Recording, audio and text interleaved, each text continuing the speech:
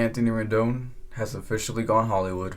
Now, you may remember during his free agency process in 2019 when the Dodgers were in the mix to potentially sign Anthony Rendon, the non-Hollywood lifestyle, and I quote, as to why he did not sign with the Dodgers, instead signed in Orange County. I was an advocate for the Dodgers to sign Anthony Rendon because why wouldn't you be? If you were any fan of any team back during that 2019 free agency, Anthony Rendon was one of the premier players on the market. You should have wanted this guy on your team if you were any fan, because coming off of his career in Washington in 2013 when he debuted all the way to 2019, which capped off and ended with a World Series run. He made one All-Star game with the Nationals and was also a two-time Silver Slugger, all while finishing top 6 in MVP voting 3 times. During his 7-year run with the Nationals, he was really good, and his numbers went as followed: 994 hits, 136 home runs,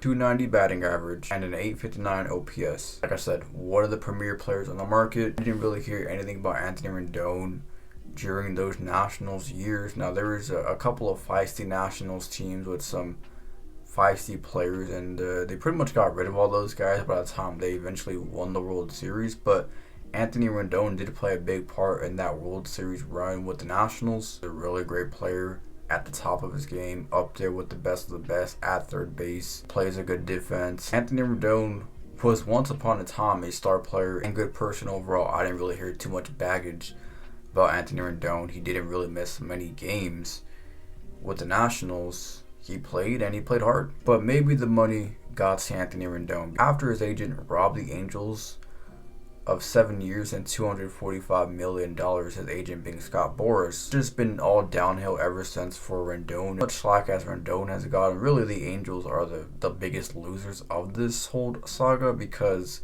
they're not getting any production out of their $245 million man. I'm not going to say he's the reason why Ohtani didn't re-sign with the Angels, but that is a massive contract that the Angels are having to carry around. And maybe you could just think about if the Angels allocated those funds better. Maybe Ohtani is an Angel for life, but that contract is up there with Mike Trout. Not quite as big as Mike Trout's, but it's obviously a huge contract. And after 4 years with the Angels, he's played 200 games, which has been widely pronounced by now, but 200 games with the Angels after 4 years. Now, granted, one of those seasons was 60 games. Not playing many games, even if there was a season with 60 games. He's not playing many of them.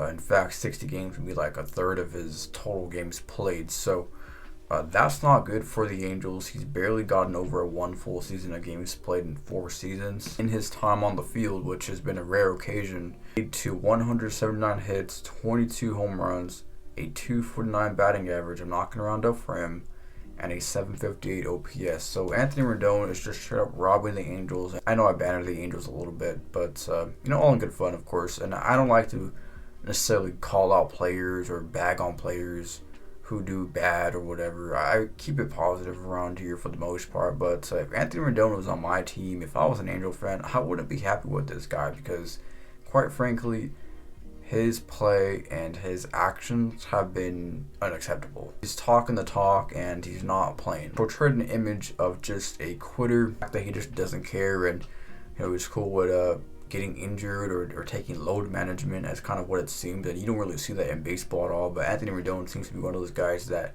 load manages, and he's getting paid pretty handsomely with $40 million per year. The Angels are getting the short end of the stick of this Anthony Rendon deal, and of course I'm making this video because he came out on a podcast just a couple of days ago and talking about one thing he would change about baseball, and it's shortening the season, and that's just a little bit hypocritical of Anthony Rendon, considering that he already shortens his seasons automatically. He already plays short seasons. I don't know why they would need to shorten the season if he already plays short seasons. Get it to fit his little criteria. You see guys that go out there and play every day, and I get it, baseball is a very tough game to play. It's a long season. 162 games is a lot of games.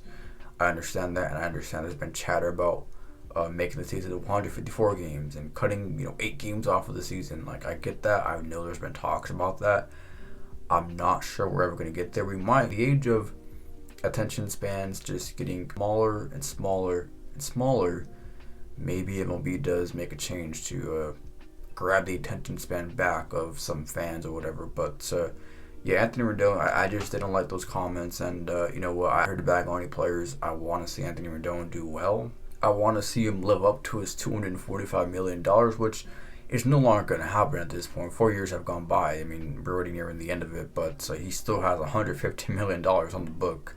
So he's not going anywhere. He's not going to retire. He's not going to hang him up. I do have a feeling we are seeing the last of Anthony Rendon in the next 3 years. I don't think he'll sign on with another team. He's gotten his money, and he just doesn't seem to really enjoy playing baseball. Maybe it's just an Angel thing. Maybe it's just an Angel thing because I hate to say it, but Angels, like, we've seen this with some players who sign big contracts. It's where careers go to die. I don't know what it is with the Angels, but it's been mainly talked about by some players how they just don't have the right culture there. And so maybe Anthony Rendon is just not fitting in with the Angels culture. Of course, Ohtani is a unicorn in himself, but we've seen cases of these players. Josh Hamilton comes to mind. Albert Pujols comes to mind to a little bit of an extent. But yeah, I don't know what it is. Do you guys let me know your thoughts about Anthony Rendon in the comment section? Is it a Rendon problem? Is it an Angels problem? Is it both of them just coming together, making the perfect storm? I don't know what it is, but Anthony Rendon definitely needs to get his act together for the Anaheim Angels.